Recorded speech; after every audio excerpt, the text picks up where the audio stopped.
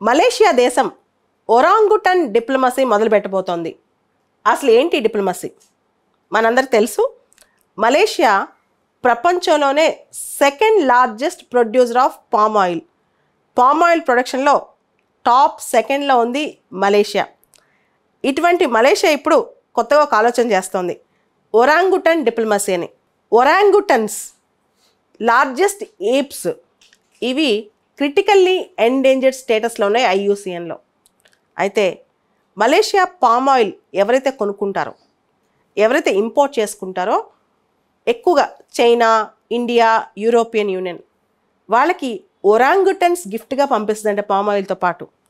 ఇంతకుముందు చైనా ఇలానే panda diplomacy అని చెప్పి చేసేది, పాండాస్ని పంపించేదన్నమాట ఒక గుడ్విల్ కోసం. రీసెంట్గా మలేషియన్ కమోడిటీస్ మినిస్టర్ ఇటువంటి ప్రతిపాదనే చేస్తున్నారు. దీనివల్ల గుడ్విల్ పెరుగుద్ది, దాంతోపాటు ట్రేడ్ పెరుగుద్ది అని చెప్పి. ఈ మధ్య యూరోపియన్ యూనియన్ వాళ్ళు ఒక నిర్ణయం తీసుకున్నారు, మలేషియా నుంచి పామ్ ఆయిల్ కొనొద్దు అని. దానికి ప్రధానమైన కారణం డీఫారెస్టేషన్, అంటే చెట్లు నరికేసి అక్కడ అడవులని తీసేసి పామ్ ఆయిల్ కల్టివేట్ చేస్తున్నారు, అగ్రికల్చర్ కల్టివేట్ చేస్తున్నారు. అలా డీఫారెస్టేషన్తో వల్ల ముడిపడి ఉన్న అంశాన్ని ఏం కొనొద్దు అని చెప్పి చేశారు. మలేషియా ఈ చట్టాన్ని డిస్క్రిమినేటరీ చట్టంగా పేర్కొంది.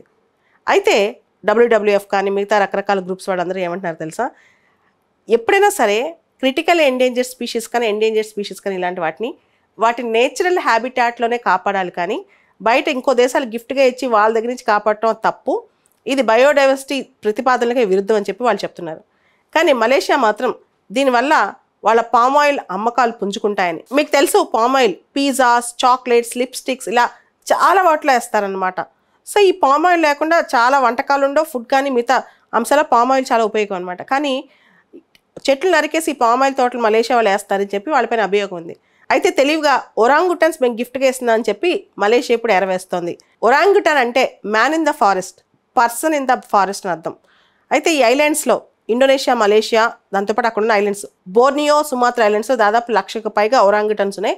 ఇవన్నీ క్రిటికల్ ఎండేంజర్లో ఉన్నాయన్నమాట. వీటిని కాపాడటమే ఇప్పుడు పెద్ద టాస్క్. అయితే ఈ టైంలో మలేషియా ఆఫర్ ఇవ్వడం అనేది అందరూ ఆశ్చర్యపోతున్నారు. అయితే మలేషియా కథనం ప్రకారం ఈ పాలసీ అనేది ఒరాంగుటన్స్ను కన్జర్వ్ చేయడానికి, బయోడైవర్సిటీ ప్రొటెక్ట్ చేయడానికి అని చెప్పి మలేషియా చెప్తోంది. మలేషియా కమోడిటీస్ మినిస్టర్ కూడా ఈ విధంగా ట్విట్టర్లో తెలియజేశారు.